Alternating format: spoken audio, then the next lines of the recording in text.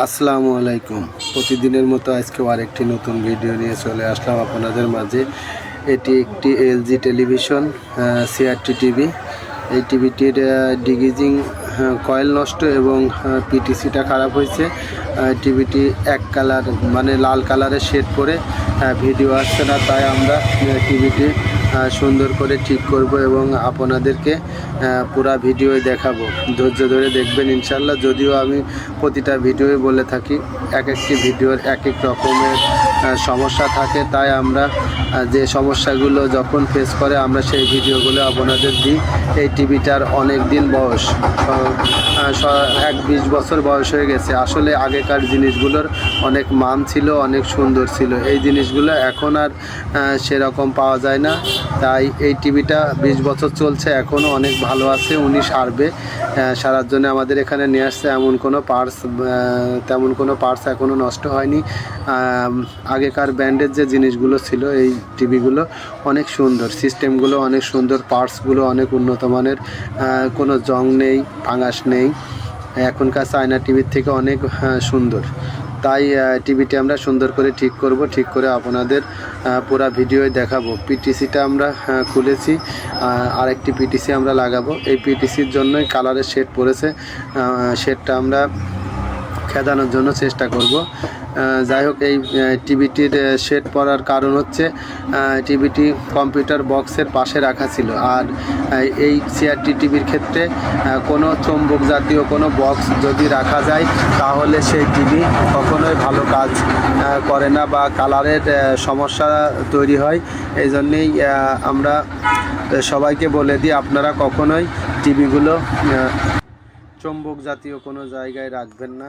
আর এই টিভিগুলো সত্যই হচ্ছে চৌম্বক যদি লাগে কোনো বক্সের স্পষ্টে আসে তাহলে হচ্ছে কালারের মধ্যেই শেড পড়ে যায় আর ছবির মান ঠিক থাকে না।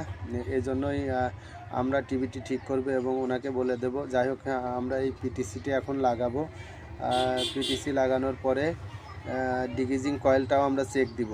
ডিগিজিং কয়েলটা চেক দিয়ে দেখব যে ডিগিজিং কয়েল ঠিক আছে কিনা। যদি ঠিক থাকে তাহলে আমাদের টিভিটা হয়ে যাবে ইনশাল্লাহ।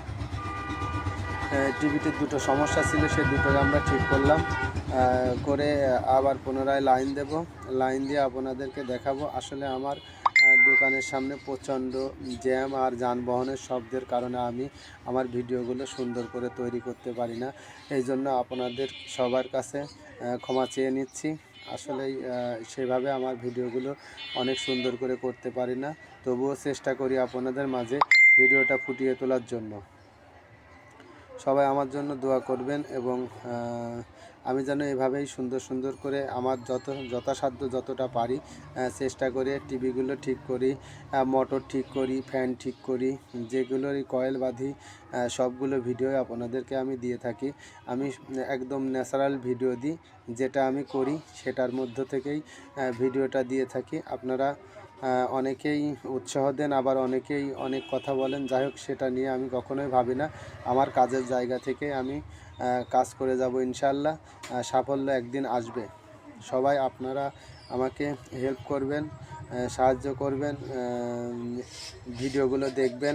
দেখলে আমার অন্তত আমাদের একটু হলেও উপকৃত হতে পারবো আমরা। তাই সব কিছুর পরেও আপনাদের সব কিছু দেখানোর চেষ্টা করি। এবার ডিগিজিং কয়েলটাও আমরা চেক দিয়ে দেখব টিভিটির শেড গিয়েছে কিনা। যদি না যায় তাহলে আমরা আবার পুনরায় যে কাজ করার লাগে সেটা করব। না, এখনও কিছু শেড আছে, এটাও আমরা ডিগিজিং কয়েল দিয়ে ভোল্টেজ দেব, সিরিজের মাধ্যমে ভোল্টেজ দিয়ে ওটাকেও আমরা সরিয়ে দেব। হ্যাঁ, না যায়নি এখনও পুরাপুরি গেলে আপনাদেরকে দেখাবো কিভাবে ডিগিজিং সরাতে হয়। হ্যাঁ, ইনশাল্লাহ ডিগিজিং চলে গেছে, এখন আর কোনো সমস্যা হবে না ইনশাল্লাহ।